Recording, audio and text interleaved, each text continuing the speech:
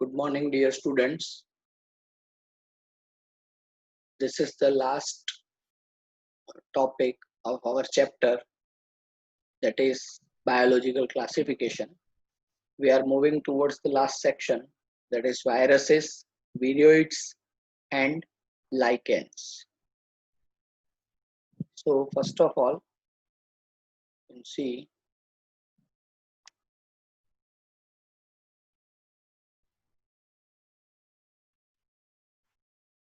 so in five kingdom classification, acellular organisms, जिसको हम बोलते हैं viruses and viroids and lichens are not mentioned. तो विटेकर का जो फाइव किंगडम क्लासिफिकेशन है उसमें कहीं पे भी एसेल्युलर ऑर्गेनिज्म मतलब जो कंप्लीट सेल्स नहीं है, ऐसे किसी भी ऑर्गेनिज्म के लिए कोई जगह वहां पे नहीं है। और उसमें हम ज्यादातर क्लासिफाई करते हैं वायरसेस, विरोइड्स और लाइकेंस को। Viruses are non cellular and not truly living. Viruses जो है ये नॉन सेल्युलर है और उनको हम ट्रू लिविंग ऑर्गेनिजम्स भी नहीं कहते हैं। So that's why they are not included in five kingdom classification. Okay, क्योंकि फाइव किंगडम क्लासिफिकेशन के जो क्राइटेरिया है वो हमें पता है। ओके, जो विटेकर ने क्राइटेरिया सिलेक्ट किया उसमें से कोई क्राइटेरिया, सभी क्राइटेरिया में से कुछ क्राइटेरिया ऐसे हैं जो इम्पोर्टेंट हैं और ये वायरसेस उसको फुलफिल नहीं करते हैं। Viruses have an inert crystalline structure outside the living cell. तो वायरस जो है उनके पास एक क्रिस्टलाइन स्ट्रक्चर रहता है। Okay, and viruses are obligate parasites. Okay, virus जो है वो ऑब्लिगेट पैरासाइट्स है। इसका मतलब उसको अगर आप उसके होस्ट से अलग कर देंगे तो फिर वायरस सरवाइव नहीं कर सकते हैं। Virus requires a body, whether it is plant, animal, bacteria, insect, whatever. अगर वो नहीं है, उसमें से कोई भी उसका होस्ट अवेलेबल नहीं है, तो फिर वायरस सरवाइव नहीं कर सकते हैं। When they infect a cell, they take over the machinery of the host cell to replicate themselves, killing the host. Okay, तो वायरसेस जिस भी सेल को अपना होस्ट बनाते हैं, मतलब जिस भी सेल को उसका खुद का घर बनाते हैं, ओके, उसकी जितनी भी मशीनरी है उसको हाईजेक कर लेते हैं। ओके, यहाँ पे लिखा है they take over the machinery, मतलब वो कंप्लीटली हाईजेक कर लेते हैं सेल को और वो जैसा चाहते हैं सेल को ऐसे बिहेव करने के लिए ट्राई करते हैं। अल्टीमेटली क्या होता है, due to this abnormal condition the host is going to die. Okay, मतलब इसको बोला गया किलिंग द होस्ट। ओके, मतलब वायरसेस जो है उसको इतना इन्फेक्ट कर देते हैं, ultimately cell has to die. Okay, तो ये एक बहुत इम्पोर्टेंट फीचर है वायरसेस का।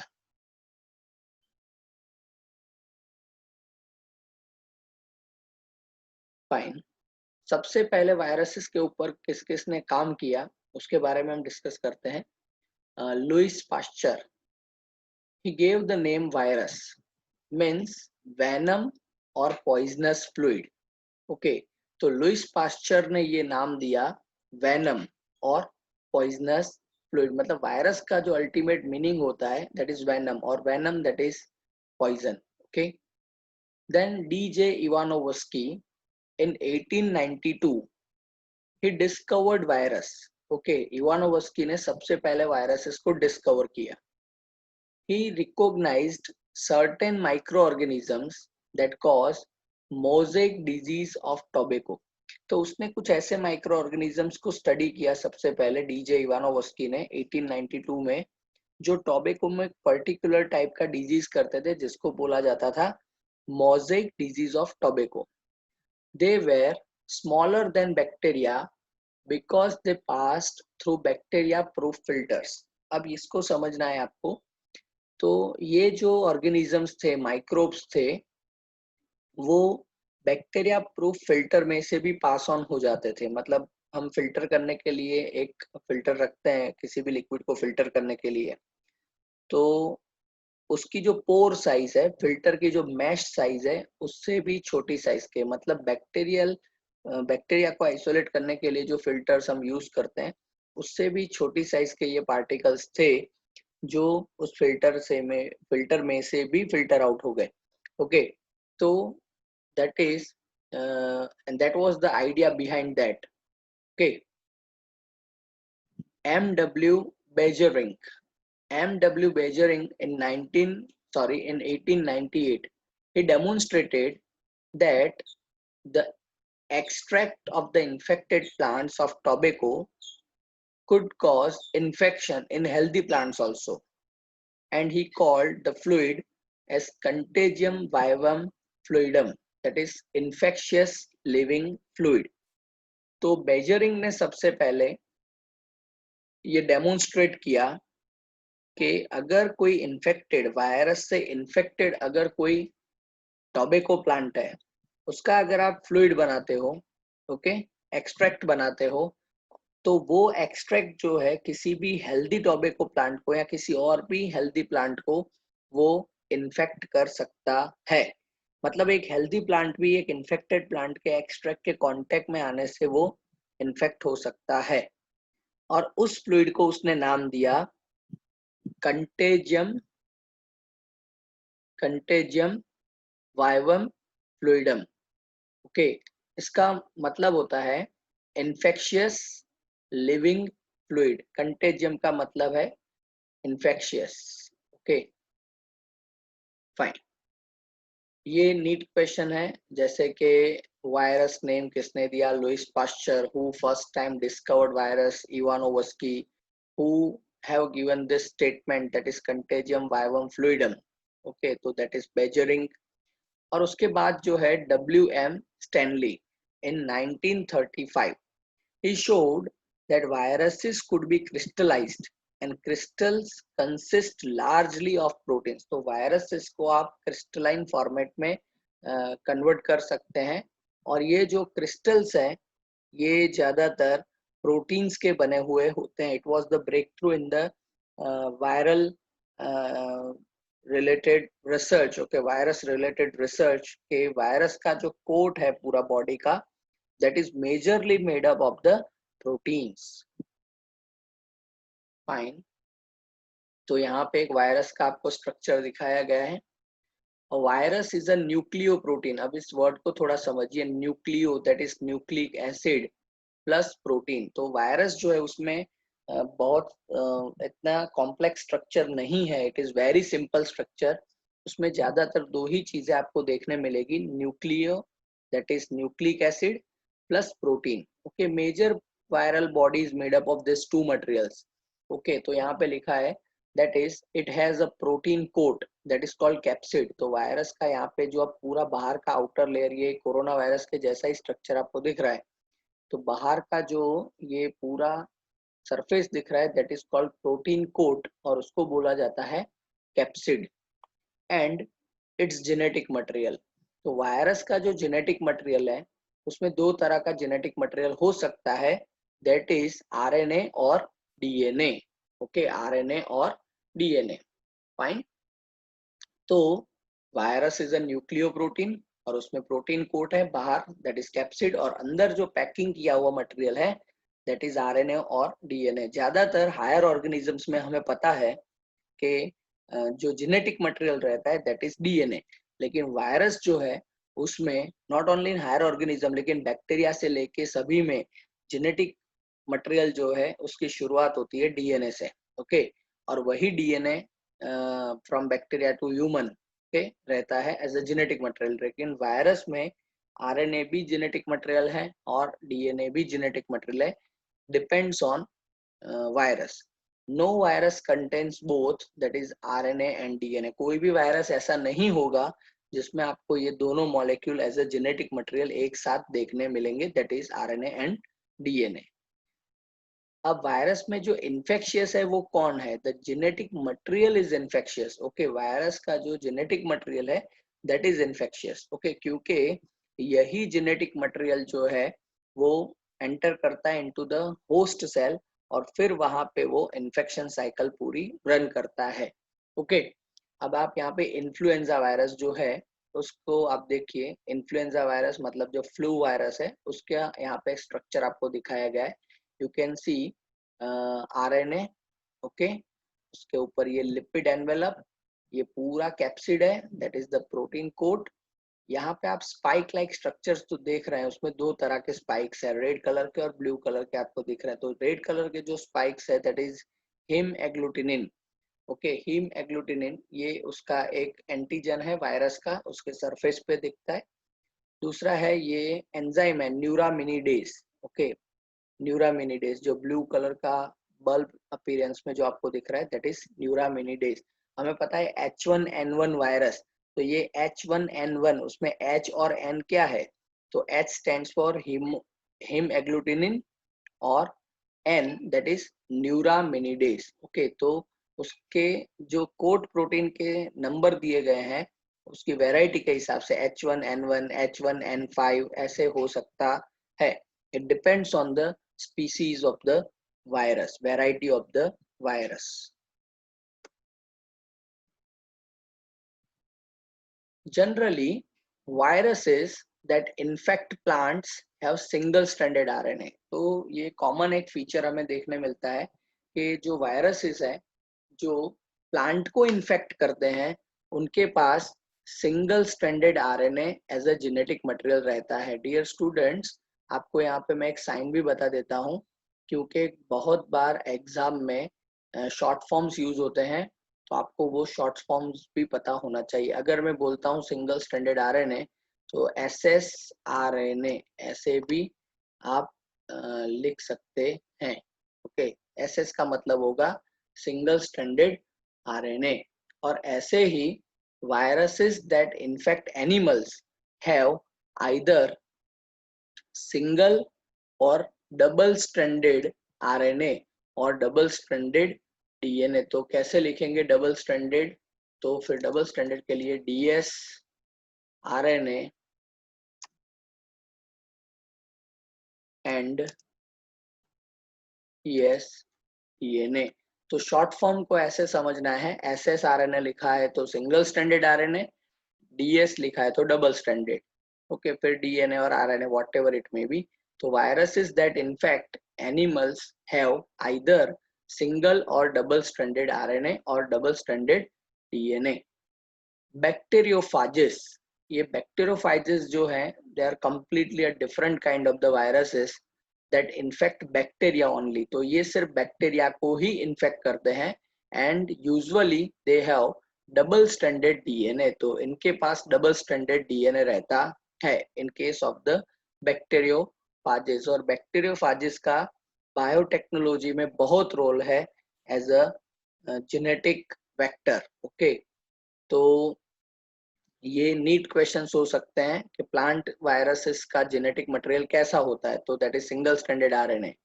एनिमल वायरसेस जो है उनका जेनेटिक मटेरियल कैसा होता है, तो single stranded RNA, double stranded RNA and double stranded DNA. Bacteriophages, the viruses which can infect bacteria, those are bacteriophages. और उनका जेनेटिक मटेरियल कैसा होता है, तो double stranded DNA. You can observe over here some of the viruses। ये है hepatitis C virus, this is the world famous corona virus, this is herpes virus, this is influenza virus, this is smallpox virus and this one is a bird flu virus, okay. तो ये सारे जो हैं viruses ये animal viruses हैं और particularly ज्यादातर human को इन्फेक्ट करने वाले वायरसेस हैं। और ये वायरसेस के ऊपर जो आपको स्पाइक्स लाइक स्ट्रक्चर्स दिख रहे हैं, स्पोक्स दिख रहे हैं, these are actually responsible that इनके थ्रू ही ये हमारे सेल के साथ कांटेक्ट में आते हैं, ओके। यहाँ पे आपको जो इमेज दिख रहा है दैट इज बैक्टीरियोफाज। ये ऐसा लग रहा है कि जैसे एस्ट्रोफिजिक्स का कोई फोटोग्राफ है, ये किसी प्लेनेट का सरफेस है और उसके ऊपर ये जैसे किसी यू कैन से सैटेलाइट ने लैंड किया है, ओके। तो एग्जैक्टली वायरस का मैकेनिज्म ऐसा ही होता है, just like a satellite landing on a surface of a planet. तो आप देख सकते हैं ये नीचे जो फिंगर लाइक स्ट्रक्चर आपको दिख रहा है दैट इज बैक्टीरियल सेल, और ये पूरा वायरस है। यहाँ पे उसका जो हेड पोर्शन है उसमें ये जेनेटिक मटेरियल है, अंदर thread like genetic material is there, and this virus is going to deliver this thread like genetic material directly into the bacterial cell. Okay, so this is very interesting. Okay,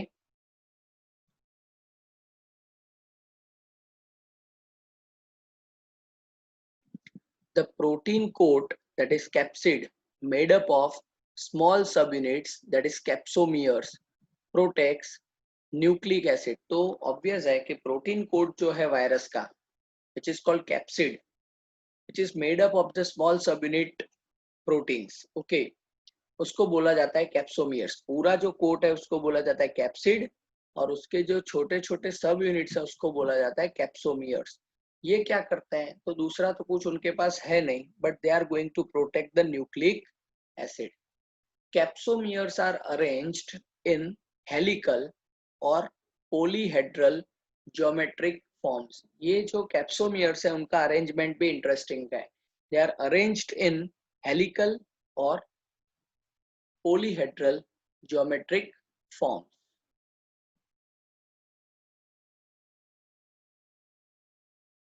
Okay, तो you can see over here, ये जो है पूरा helical structure आपको दिख रहा है that is capsid. ये पूरा कैप्सिड है, लेकिन उस कैप्सिड में आप यहाँ पे देख सकते हैं छोटे छोटे बैरल्स जो आपको दिख रहे हैं। Okay, those are capsomeres. और ये अंदर जो थ्रेड लाइक स्ट्रक्चर, आपको थोड़ी इमेज फजी है, I am sorry for that, लेकिन फिर भी क्लियर हम देख सकते हैं। ये पूरा स्पाइरल स्ट्रक्चर है और उसमें ये छोटे छोटे सब यूनिट्स जो आपको दिख रहे हैं दोज आर कैप्सोमियर्स, और अंदर ये जो आपको दिख रहा है that is the genetic material, और यहाँ पे ये डीएनए है। फिर ये पोलीहेड्रल ज्योमेट्रिक स्ट्रक्चर है। ओके, पोलीहेड्रल ज्योमेट्रिक स्ट्रक्चर्स हैं, उसमें ये छोटे बॉल लाइक स्ट्रक्चर्स आपको जो दिख रहे हैं दोज आर कैप्सोमियर्स। ओके, और अंदर आप देख सकते हैं पैकेज किया हुआ न्यूक्लिक एसिड। तो दो तरह की ये सिमेट्री आपको देखने मिलती है कैप्सोमियर की।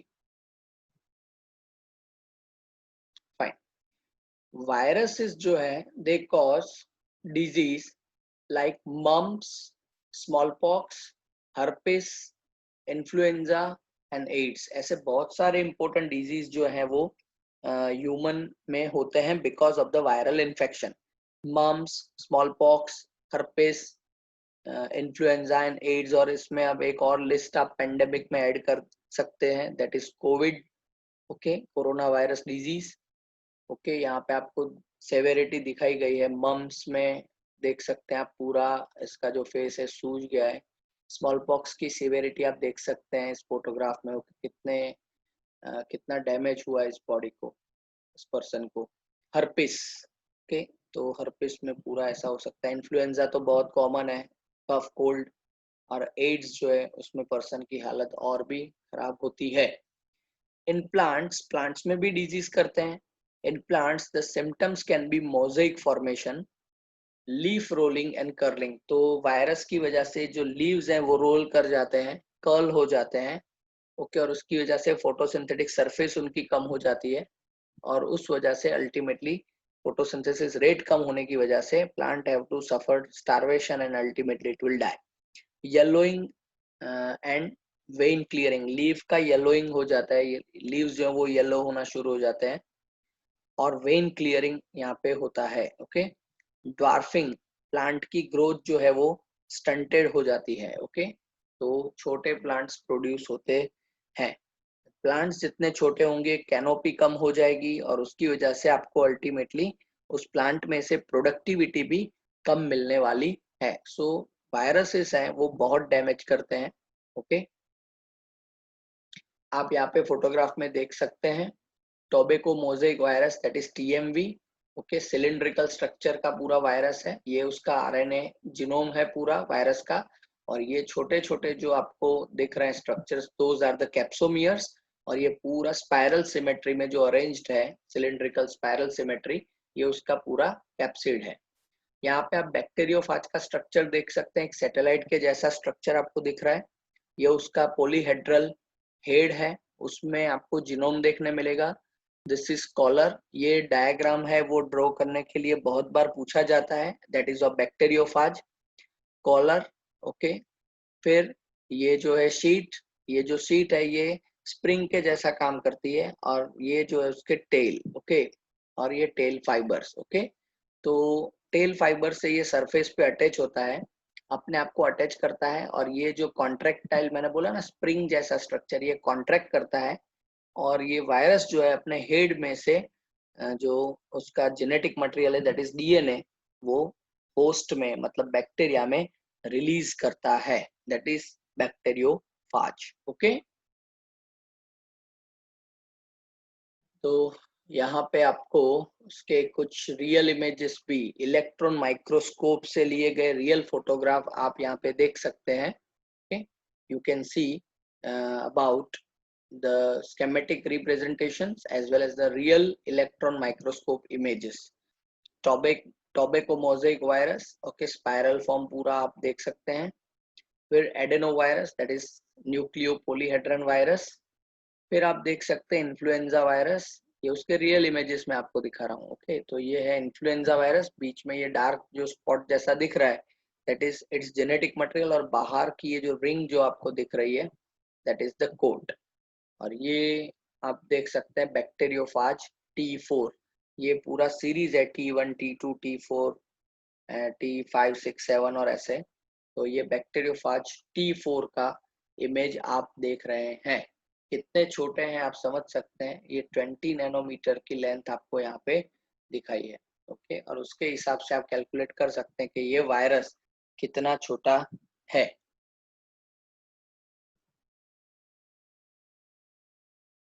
Now, after viroids come to the, sorry, after viruses come to the viroids. Okay, so viroids, it is an infectious agent with a free low molecular weight RNA and no protein coat. Viroids, it is an infectious agent. Okay, viroids जो है वो infectious agents है with free low molecular weight RNA. तो viroid में और कुछ नहीं है, it is only and only RNA and no protein coat. Virus में क्या था, protein coat plus nucleic acid, लेकिन viroid में ऐसा नहीं है, it is only RNA. These are smaller than viruses. Obvious है, वायरस के पास तो RNA भी है और उसके ऊपर प्रोटीन कोट भी है, यहाँ प्रोटीन कोट तो निकल चुका है, only RNA, तो obviously they are smaller than viruses. It is discovered by T.O. Diner in 1971. तो ये T.O. Diner का फोटोग्राफ है, उन्होंने 1971 में इसको फर्स्ट टाइम डिस्कवर किया था। He found that it caused potato spindle tuber disease. Okay, तो पोटैटो में जो हमें पता है ट्यूबर्स जो रहते हैं वो रेगुलर ऐसा रहता है, लेकिन यहाँ पे आप देखिए एलोंगेटेड स्पाइंडल फॉर्म के पोटैटो बन चुके हैं। ओके, तो ये विरोइड जो है उसकी वजह से पोटैटो की ग्रोथ पूरी एबनॉर्मल हो जाती है। You can observe the electron microscopy of the viroids. ये जो थ्रेड लाइक छोटे छोटे स्ट्रक्चर्स आपको दिख रहे हैं यहाँ पे, these are the viroids. Okay, ये सिर्फ जो छोटे स्ट्रक्चर थ्रेड लाइक आपको दिख रहे हैं दोज आर विरोइड्स, बाकी तो उसके आसपास में जो है that is the background. Okay, तो viroid is a infectious low molecular weight RNA without protein coat. Okay, okay, तो लाइकेंस है, उससे पहले एक आपके सिलेबस में इंक्लूडेड है, उसके बारे में भी देख लेते हैं, दैट इज प्रायोन्स। ओके, जो यहाँ पे नहीं दिखाया है प्रायोन्स, तो प्रायोन्स जो है are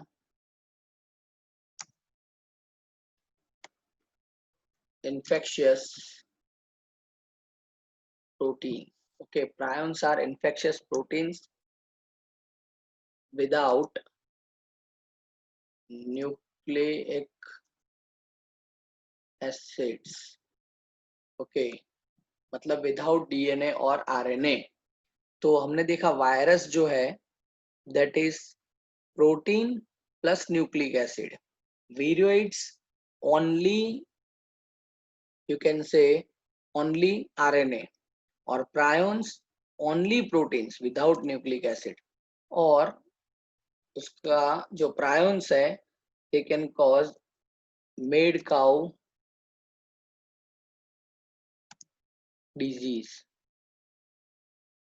okay, prions can cause mad cow disease. Okay, और ये भी बहुत इन्फेक्शियस है और कंटेजियस भी है, दे कैन स्प्रेड, और वहां पे वो डिजीज कॉज कर सकते हैं। तो प्रायोन्स के बारे में भी इतना आपको देखना पड़ेगा।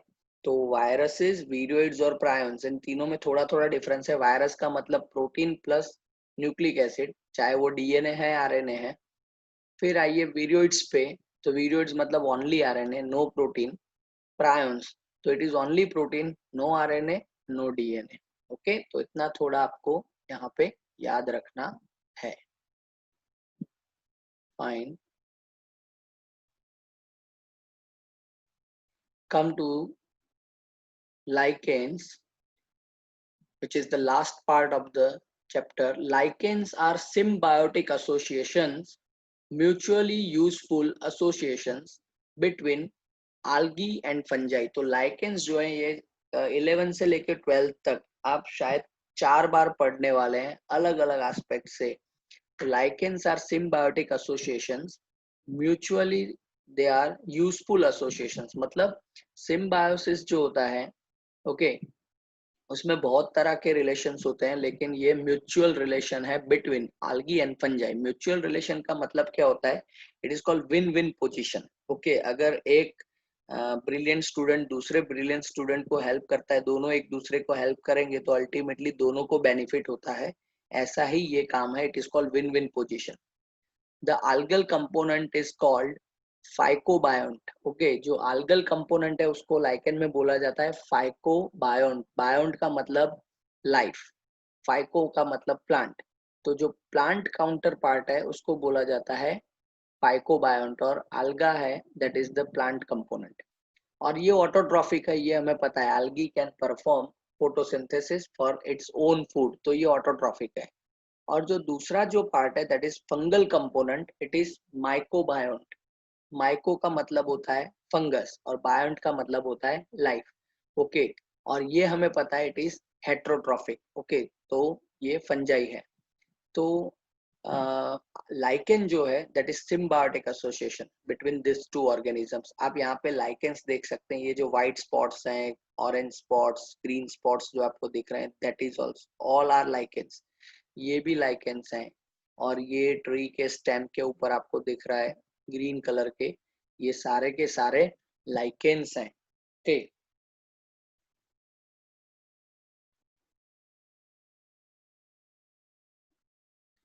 तो ऐसा रिलेशन क्यों है? algae भी अलग से सरवाइव कर सकती है, फंजाई भी अलग से सरवाइव कर सकती है, फिर भी इन दोनों के बीच में ऐसा रिलेशन क्यों है?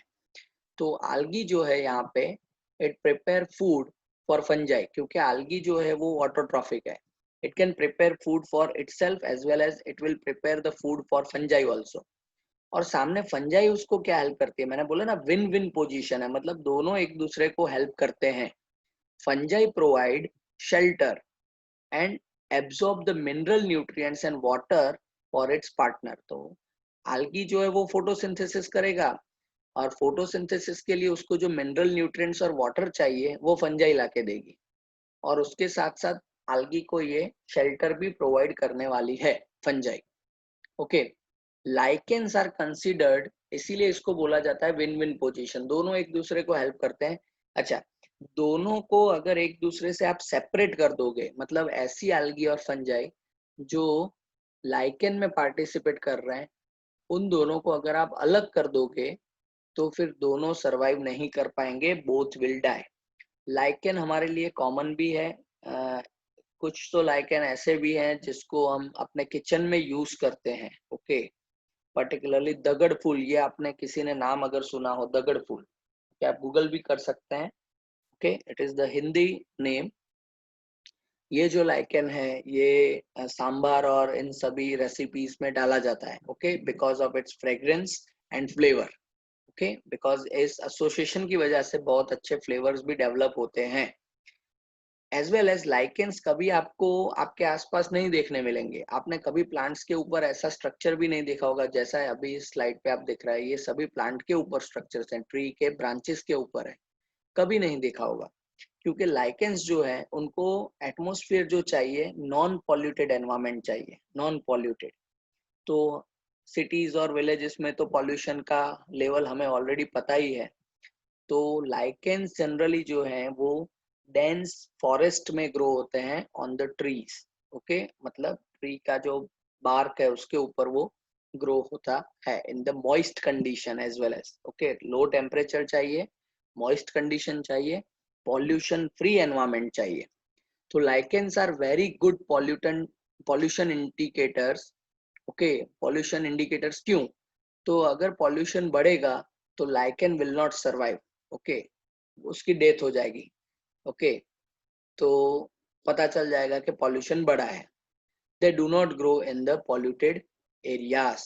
ओके, तो यहाँ पे आप देख सकते हैं जो ग्रीन जो है दोज आर द algae, और जो येलो का पूरा नेटवर्क आपको दिख रहा है माइसेलियम का, that is fungal counter part. Okay, तो ऐसे एक दूसरे के साथ मिलजुल के लाइकेंस सर्वाइव करते हैं। It is the win win position for both of the creatures. Okay, so dear students, इसी के साथ हमारा ये बायोलॉजिकल क्लासिफिकेशन सेकंड चैप्टर जो है वो खत्म होता है। So we have completed chapter 1, we have completed chapter 2, as well as we have also completed chapter 5. Okay, I hope you all are enjoying the biology classes. I need your reviews, I need your comments about these lectures. Okay, I hope you will communicate about all this. Some of the students are asking really good questions, logical questions, and I am happy for that. Okay, and I need this type of the questions and queries from all the students. Prepare well for NEET. जो भी sections हम अभी पढ़ रहे हैं, okay, उसके बारे में actually we are going into the details. Okay, तो वैसे हम नीट कवर ही कर रहे हैं साथ साथ, लेकिन फिर भी इसके लिए नीट प्रिपरेशन के लिए आपको क्वेश्चन बैंक्स भी प्रोवाइड की जाएगी यहाँ से, और उसमें से आप आपके जो भी डाउट्स हैं वो पोस्ट कर सकते हैं। फिर हम ऐसा भी करेंगे कि आपके जो डाउट्स है उसको कंपाइल करके और डाउट सॉल्विंग का भी सेशंस अरेंज करने वाले हैं। Okay, so it will be helpful to you. Okay, so I need this type of the NEET questions. जो भी चैप्टर्स चल रहे हैं उसके नीट के क्वेश्चन सॉल्व करिए। ओके, और उसमें जो डाउट्स हैं, क्वेरीज है, जो क्वेश्चन आपके गलत हो रहे हैं वो क्वेश्चंस आप मुझे भेजिए, we will solve it. Okay, और उसका भी हम सेशन रखेंगे। ओके, तो आपको उसके डाउट्स भी अच्छे से सॉल्व हो जाएंगे और ब्रश अप भी हो जाएगा उसके साथ साथ। Fine, so we are ending over here in chapter number 2. We will meet with the new chapter. Okay, so goodbye.